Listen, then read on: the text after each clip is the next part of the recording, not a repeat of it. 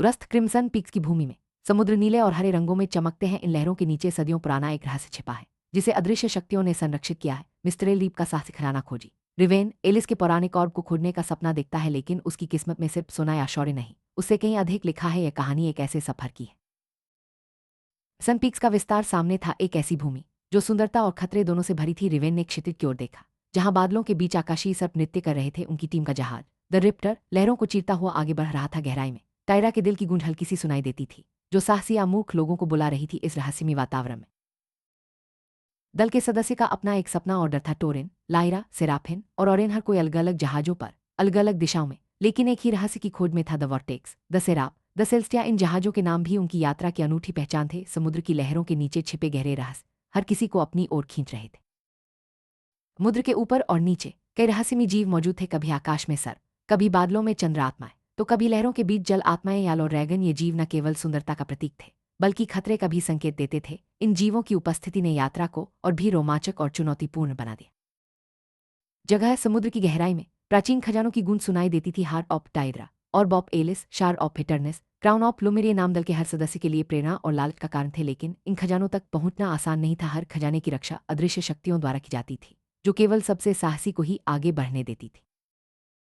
दल की यात्रा उन्हें शैटरड टेम्पल तक ले आई। ये मंदिर टूटे हुए पत्थरों और रहस्यमय चिन्हों से भरा था। यहाँ हर कदम पर खतरा था, कभी गिरते पत्थर, कभी छुपे हुए जाल। लेकिन रिवेन और उसके साथी पीछे नहीं हटे। वे जानते थे कि असली रहस्य इसी मंदिर की गहराइयों में छिपा है।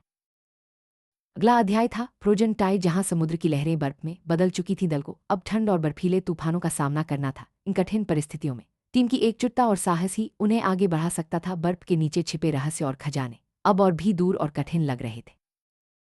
सदस्य के मन में अपने अपने डर और लालच थे। कभी कभी दल के भीतर मतभेद और संघर्ष भी उभर आते थे, लेकिन हर बार किसी न किसी की समझदारी और नेतृत्व से टीम फिर एकजुट हो जाती थी। ये यात्रा न केवल बाहरी बल्कि आंतरिक संघर्षों की भी थी। समुद्र में अचानक एक भयंकर तूफान आया, जिसे विस्परिंग स्टॉर्म कहा जाता था। इस तूफान में जहाजों को संभालना मुश्किल हो गया। लहरें ऊंची उठी और बिजली की चमक ने वातावरण को और भी डरावना बना दिया। लेकिन दल ने साहस नहीं खोया और तूफान का डटकर सामना किया। यात्रा के दौरान दल को कई जलमग्न शहरों के अवशेष मिले। ये शहर कभी समृद्धि के प्रतीक थे, लेकिन अब सिर्फ खंडहर बचे थे। इन शहरों में छिपे संकेत और चिन्ह दल को आगे बढ़ने का रास्ता दिखाते थे। हर शहर की अपनी एक कहानी थी, जो समुद्र की लहरों में गुम हो चुकी थी। चुनौती के बाद दल खजाने के और करीब पहुंचता गया, लेकिन हर बार एक नई बाधा सामने आ जाती थी। कभी रहस्यमय जीव, कभी अदृश्य जाल, तो कभी दल के भीतर ही अविश्वास। लेकिन रिवेन और उसके साथी हार मानने वालों में नहीं थे। आखिरकार दल ने प्राचीन रहस्य के करीब पहुंचकर कई परतें खोलीं। Orb of Elis, Shard of Hitterness और हार्ट ऑफ टायरा जैसे खजाने केवल धन नहीं, बल्कि ज्ञान और शक्ति के प्रतीक थे। इन खजानों की रक्षा करने वाली शक्तियां दल की परीक्षा ले रही थीं। क्या वे लालच में आएंगे या सच्चे उद्देश्य के लिए आगे बढ़े?